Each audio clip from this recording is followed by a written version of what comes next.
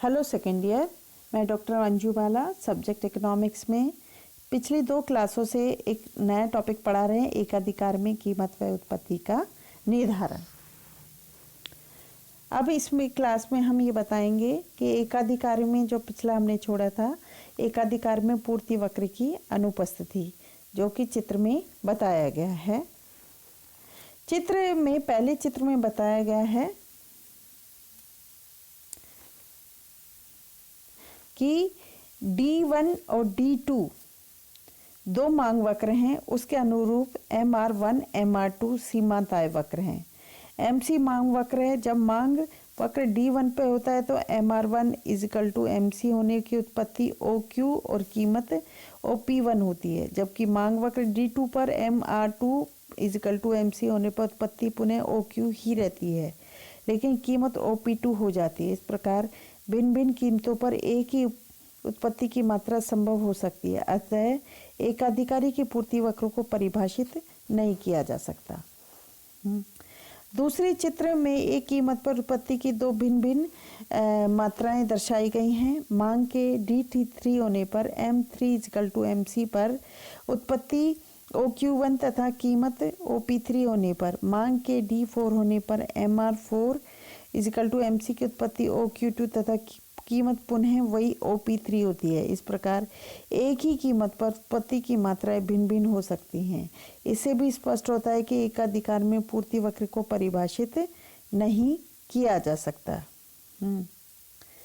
इस प्रकार पूर्ति एक उत्पत्ति पर दो कीमतें अथवा एक ही कीमत पर दो उत्पत्ति की मात्राएं संभव हो सकती हैं। पूर्ण प्रतिस्पर्धा में तो एक फर्म की सीमांत लागत का जो अंश औसत परिवर्तनशील लागत से ऊपर रहता है वह फर्म का पूर्ति वक्र बन जाता है, और बाजार में कई फर्मों के पूर्ति वक्र जोड़कर एक उद्योग का पूर्ति वक्र बन जाता है। लेकिन उसी प्रकार की विशेष स्थिति एकाधिकार में नहीं पाई जाती। यहाँ तो एक कीमत पर उत्पत्ति की दो मात्राएं और दो कीमतों पर उत्पत्ति की एक मात्रा भी पाई जा सकती है। ये कहा जा सकता है कि एकाधिकार में पूर्ति वक्र अनुपस्थित रहता है। अगला टॉपिक है एकाधिकारी शक्ति का अंश।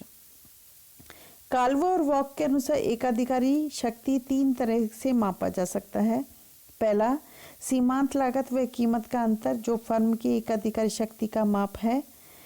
AP लर्नर ने अपने इसके लिए सूत्र किया है mu is equal to P minus C upon P। Mu एकाधिकारी का अंश, P वस्तु की कीमत, C सीमांत लागत को सूचित किया है, तो यानी MR is equal to P bracket में 1 माइनस 1 अपॉन E। एकाधिकारी संतुलन में MC इजिकल टू MR होता है, तो MR की जगह हम MC ले सकते हैं, यानी MC is equal to P bracket में 1 अपॉन C, यानी P minus P upon C। MC में मूल्य रखने पर mu is equal to P minus P plus PC, यानी P upon E upon P, यानी is equal to 1 upon E। E है मांग की लोच। इस प्रकार एकाधिकारी का अंश वस्तु की मांग की लोच का विलोम होता है। मांग की लोच जितनी अधिक होगी एकाधिकारी का अंश उतना ही कम होगा। मांग की लोच जितनी कम होगी एकाधिकारी का अंश उतना ही अधिक होगा, यानी E इजिकल टू 0 होने पर एकाधिकारी का अंश अनंत हो जाता है। दूसरा, एकाधिकारी शक्ति का अंश एकाधिकारी के अधि सामान्य मुनाफों की प्रतिस्पर्धात्मक सामान्य मुनाफों के अंतर से भी जाना जा सकता है। इन दोनों में जितना अधिक अंतर होता है एकाधिकारी अंश उतनी ही अधिक होता है।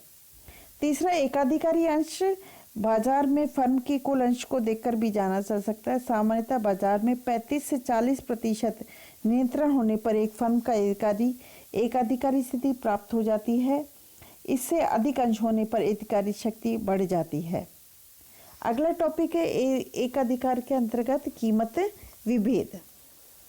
जब एकाधिकार अपनी वस्तु पर दो या दो अधिक कीमतों पर पहुंचता है उसे कीमत विभेद या विभेदात्मक एकाधिकार की स्थिति कहते हैं। जैसे पुस्तक में सजिल्द संस्करण, पेपरबैक संस्करण तथा डीलक्स संस्करण व साधारण संस्करण के मूल्यों में भारी अंतर पाया जाता है।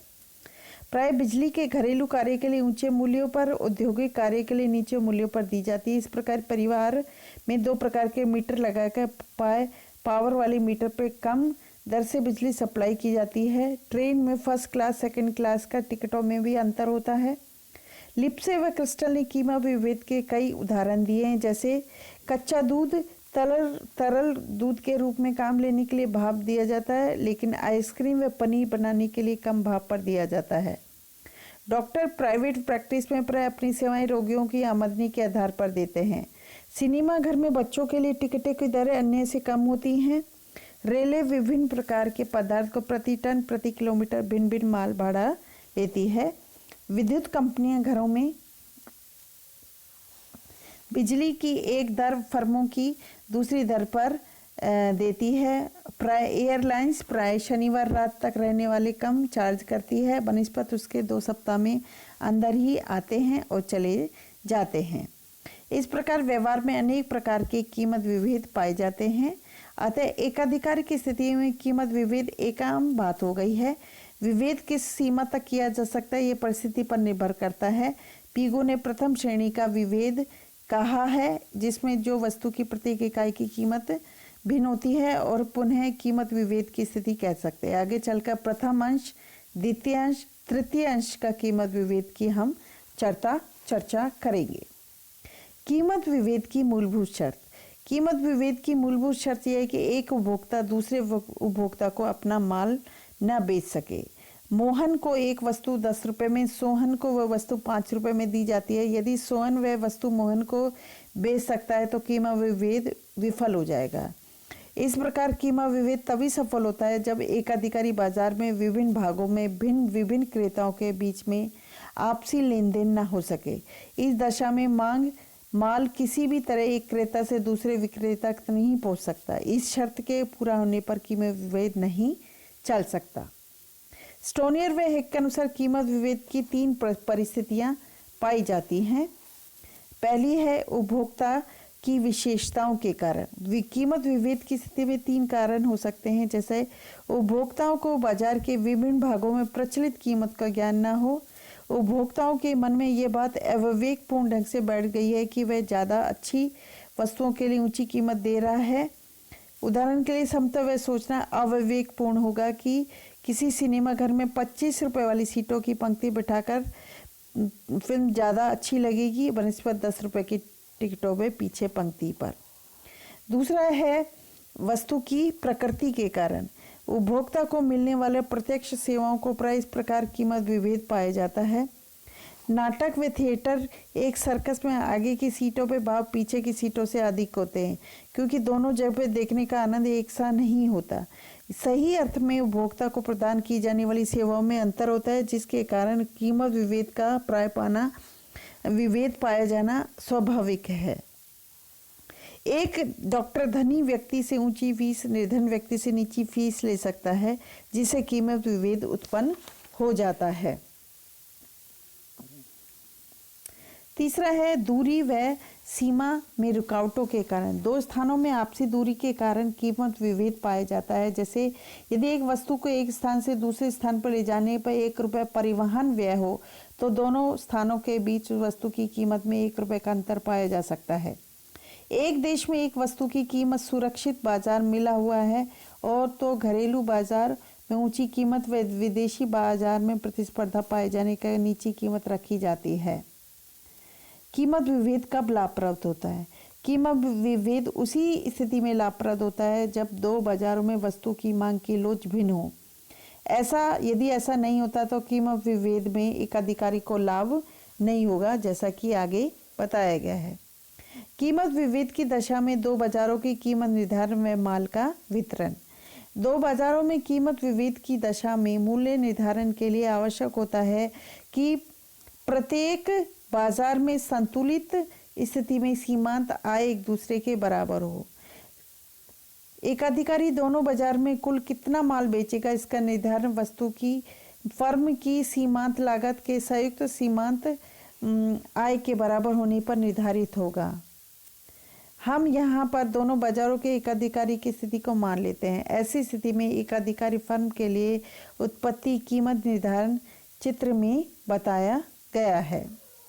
एक रेखा चित्र में दोनों बाजार में औसत आय वक्र, सीमांत आय वक्र, फर्म की सीमांत लागत वक्र व संयुक्त सीमांत वक्र दिखलाए गए हैं। इससे रेखा चित्र थोड़ा जटिल प्रतीत होने लगा है, लेकिन ध्यान से देखने पर इसके प्रमुख निष्कर्ष आपको सरल प्रतीत होंगे। बाजार एक का औसत आय वक्र AR1 तथा सीमांत आय वक्र MR1 है।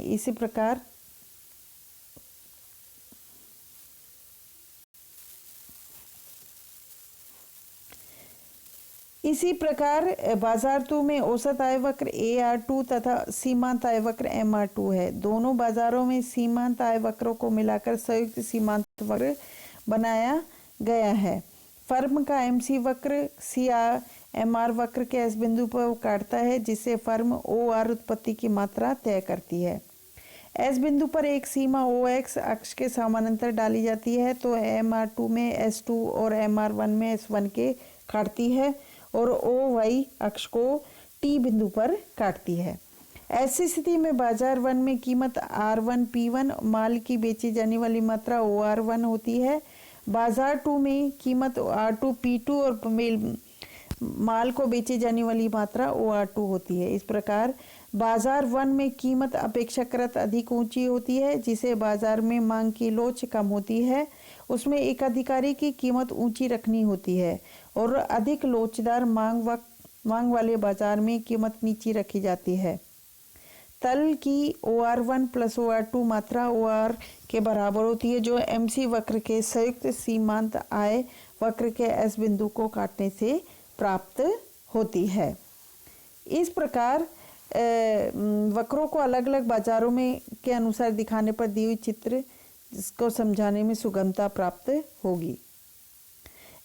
MC = CMR1 की उत्पत्ति की मात्रा OR निर्धारित होती है। बाजार 1 में MR1 पर R1S1 = RS उसे ऊपर बढ़ाने पर बिक्री की मात्रा OR1 कीमत R1P1 तथा बाजार 2 में MR2 और R2S2 = RS की बिक्री की मात्रा OR2 तथा कीमत R2S2 होती है। इस प्रकार दोनों बाजारों में अलग अलग कीमत विभेद समझाया जाता है।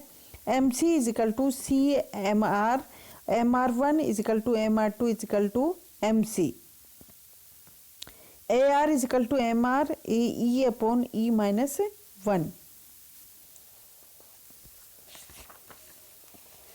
यानी पहला बाजार है। यहाँ संतुलन क्या है? AR1 = MR1 और E1/E1-1 प्रथम बाजार। इसी प्रकार दूसरा बाजार, और जब दोनों को बराबर करते हैं तो AR1 = MC, AR2 = MC, और संतुलन के लिए यह शर्त आवश्यक है। फिर एक उदाहरण के द्वारा इसे समझाया गया। इस प्रकार विभिन्न बाजारों में कीमत सीमांत लागत के दिए होने पर मांग की लोच का पता भी लगा सकते हैं। जैसे कि पहले बताया था, सूत्र होता है E = AR/AR-MR, और चूंकि MR = MC होता है तो सूत्र का रूप हो जाएगा E = P/P-MC। P प्राइस है, MC मार्जिनल कॉस्ट है। यहाँ पे MR = MC। फिर उदाहरण, तीनों बाजारों में 12, 9 और 8 रुपए है। 3 बाजार हैं और सीमांत लागत 6 है।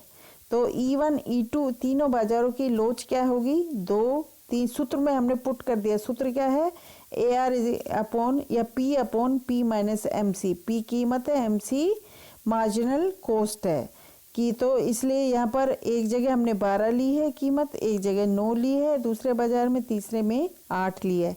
यानी अब तीनों की लोच 2, 3, 4 जो कि 1 से अधिक है। इस प्रकार हम